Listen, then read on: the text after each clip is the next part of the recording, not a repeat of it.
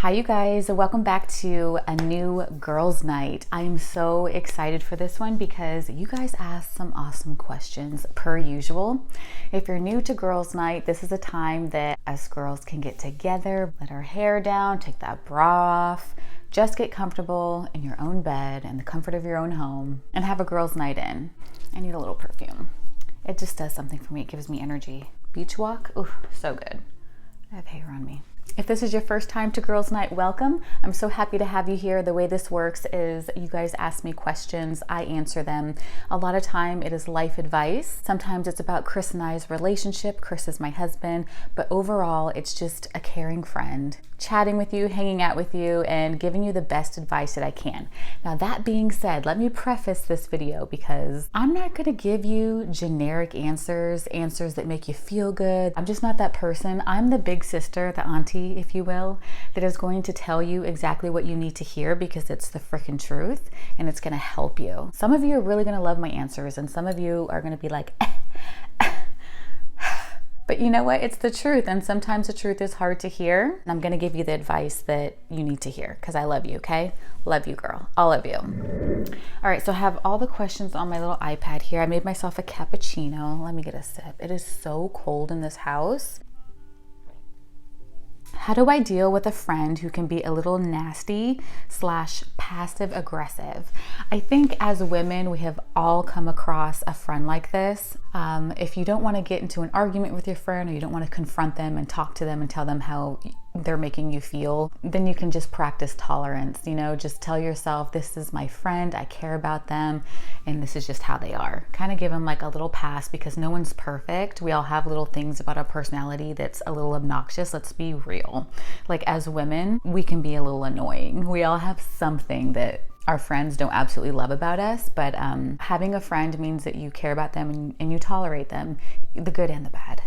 But if this person is being really nasty or really catty or passive aggressive, I would just do the uncomfortable thing. This is probably what you don't want to hear. Sit down and have an adult conversation, be a big girl. And I would say, hey, listen, Patricia, can we talk for a second? Let me make you a cup of coffee, girl. Sit down, get comfortable. When you do this, this is how it makes me feel. And I love you and I care about you and I want to spend time with you, but it makes me feel like this when you say this or when you do that. The more you practice confrontation, the easier it gets, and you should be able to fight. I say fight, but you should be able to confront and argue with your friends. If it's a real relationship, it's gonna happen and things aren't gonna be perfect all the time. Ask them to be open-minded, like kind of set it up in a way of it being a heart-to-heart rather than an attack, because that's when things can get ugly and it'll turn into a fight. Next question. I'm having a hard time getting healthy. I know I need to. Girl, I feel you already. And I will kill it for a week or two, then fall off. My significant other and I have tried doing it together. Then he got sick, then I got sick. We have 2 little boys. It's so hard to get to the gym and meal prep. Yes, it is so hard to do it. Just make working out and getting healthy a part of your routine. So you always hear people say like, this is your life. How do you want your life to look? Okay, well, you have to set up healthy habits and routines. Well, how do you do that? It's as simple as this. Tomorrow morning at 8 o'clock, I'm gonna go downstairs, do my workout for 15 or 20 minutes, and then I'm gonna eat my breakfast and go to work. Or if it's the weekend, oh, I get to sleep in. Nope, because every day I get up and at 8 o'clock, I work out, I eat my breakfast, and then I go do whatever. Creating a habit simply means you do the same thing every day at the same time. Then you don't have to think about it, and that's how it becomes automatic. It's definitely a lot harder to say, I need to do my 30-minute workout, and then I need to meal prep, and then I need to do this and do that. Meal prep on Sunday at noon or whatever your time is, and don't let anything get in the way with that. It's an appointment for yourself. It's an investment in yourself. I promise you, you can do this. Hi Kina, my family is from El Salvador, and so is my husband. I absolutely love going every summer where I grew up. My husband is not a permanent resident yet, and every time it's time for me to go, it's very hard. My husband argues about it and he gets upset. He tries to make me feel bad for me not to go. I tell him that he is being selfish. He says he really misses me when I go and he feels lonely. I only go for 15 days. What is your advice?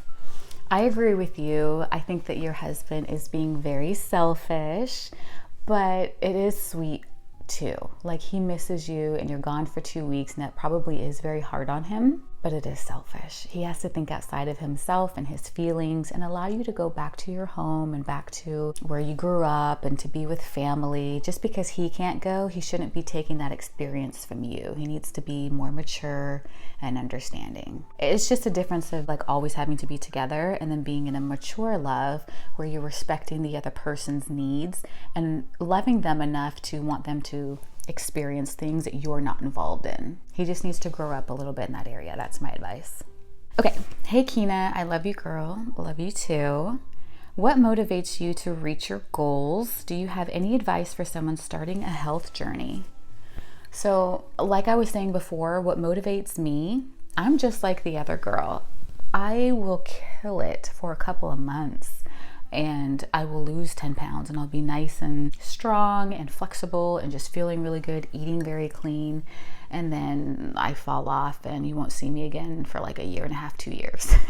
So what I have learned to do is to get into a habit and routine of a daily workout and a routine of eating, which I just did recently. I just posted a video on my new way of eating, what I do to inspire myself and to stay motivated, how I make it fun. Unless you're like a gym person, I don't really think it's attainable to go to the gym on Monday, Wednesday, Friday and stick to it longer than a couple of months. Most people go and get gym memberships at the beginning of the year. 2 months later, you don't see them in the gym anymore. The gym is empty because people want to be healthy and they want to work out, but it's not a part of their daily routine, and that's the kicker. And I will say my advice for starting your health journey, if you're not a person who loves working out, start with your diet, because your physique in terms of fat loss is 80% diet. Once you get your eating cleaned up, you're gonna see results pretty quickly, like within the first couple of weeks. And then that's just gonna motivate you to go work out. At least it does for me. Like, I have to see some kind of change in my body to feel good enough and motivated to get downstairs into the gym. You gotta get your eating under control. And I wouldn't think of it as, oh, I have to stop eating this, I have to stop eating that, and it's so much restriction. I would think of it in the beginning more of, I need to add fruits and vegetables to every meal that I have. So when you incorporate fruit and vegetables with every meal, you get full on these very low calorie foods that are very fibrous, that keep you full longer, and it leaves less cravings and appetite for the junk food. Hi, Kina. I have one son and he's about 2 now. My husband and I talk about having more because we don't want him to grow up alone as an only child. That's sweet. However, I remember how hard it was on us when he was an infant. Did you find it difficult having 2 compared to 1? No, do not be afraid to have a second child. It makes things easier. At least in my opinion, it's like having a puppy that is wild and it wants to chew and it wants to do all these things, but then you get a second dog and then they're like best friends and it keeps them busy. They're gonna argue here and there, but there's nothing like having a sibling. I thought it was much easier. Having a third one and beyond, that's beyond my knowledge, but I would think that's very hard. What was the best date you've ever been on? The best dates that I have ever had, I kid you not, I know it's gonna be like really Kina, but they've all been with Chris. This one time he took me to, I was living in Oklahoma.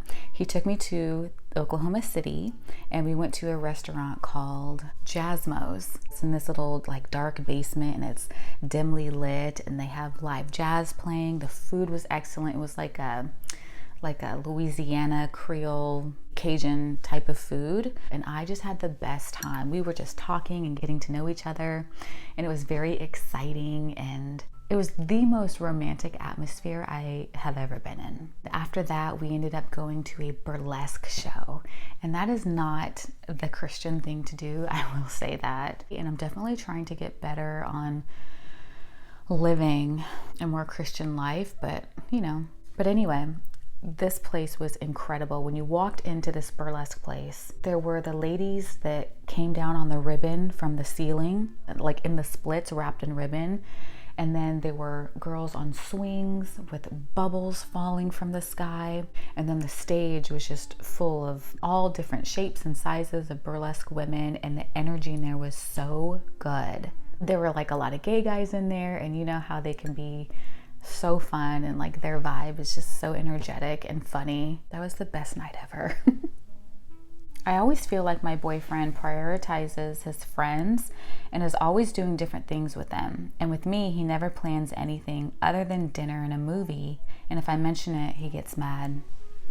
Well, whatever the situation is, I would just sit down and have the adult conversation with him and say, this is how this makes me feel, and it needs to change. I don't feel like a priority to you. And I'm not telling you that you can't hang out with your friends and do all the fun stuff, but I need to be able to do other things than dinner and a movie, and then make your suggestions. And if he gets mad at you making suggestions, I guess it just depends on how you say it, because I can see men getting upset if you're nagging, if they're just like, oh, here we go again. If you're just like, oh, you're always with your friends and you never this and da-da-da-da, and you kind of come at him in a way that is negative. But if you sit down in a loving way, he'll show more compassion. It's not so much about what you say, it's all about how you say it. Just say it in a nice, loving way that he can't resist, girl. Just be sweet. The next question is, could you do home remedies for beauty hacks, skincare, hair care, even cleaning? No, girl. I am not the person to do hacks and like home remedies. Absolutely not. That is not in me. That is not my vibe. That is not my energy. I'm more of a Amazon shopping cart. So, sorry. That's just being real. Okay. Editing Kina here. I am sorry, I missed a question, and I'm not about to not put in a question, because I asked you guys and you take the time out of your day to ask me these things and you're expecting an answer, and I'm gonna deliver. This one says, hey Kina, I have a bit of a dilemma with a guy I've been dating for about 6 months. I'm a lot more emotionally expressive than he is, but he assures me that he's fully invested in our relationship. He claims that he just isn't the expressive type. Do you think that's a red flag in a serious relationship? He's 38, by the way, not a super young guy. Okay, do I think that that is a red flag, that he's not as emotionally expressive as you are? No, I do not. You are a woman. Women are naturally more expressive. We like to talk about our feelings. We like to be more affectionate, typically speaking. And the fact that he is telling you that he is fully invested in this relationship is a good thing. It's nice that he's communicating that with you, but I would just look at his actions. Now, if he says to you, I am fully invested in this relationship, but his actions are saying the opposite, that's when there's a red flag. I don't think that there's anything wrong with him if he just isn't the expressive type. Now, if that's what you need, if you need somebody to be more affectionate, more expressive, then maybe that is a sign that you need to find someone different. Not necessarily saying that he's doing anything wrong or that he's at fault, but that's just not how he is, and you're needing something different. So you need to find somebody who's more sensitive, a guy who is more in tune with his feelings and is more expressive according to your standards. So I hope that helps you. That is all the questions. This is the short girls' night today. I didn't get a lot of questions from you guys this time, so I was thinking if I should do more of a story time in the next girls' night. Please let me know in the comments if you would prefer for me to incorporate like more personal stories, or do a story time, or just talk to you guys about something specific. I would love to incorporate more activities on girls' night that you guys would do in real life with your girlfriends. So if there's something that you absolutely love that I could do here with you, let me know. Maybe we can have a night of like embarrassing stories. We could have like a scary night, like a scary spooky Sunday type thing, where I talk about some things that have happened that scared the mess out of me, some like spiritual things where I was like, oh my gosh. Let me know if you're interested in that. If you enjoyed this video, don't forget to give it a thumbs up and consider subscribing. Thank you guys so much for hanging out with me. Don't forget you can follow me on Instagram. You can follow my stories to find out what I'm doing in real time. Have an amazing rest of your night. Sleep well, and I'll see you in the next one. Bye for now.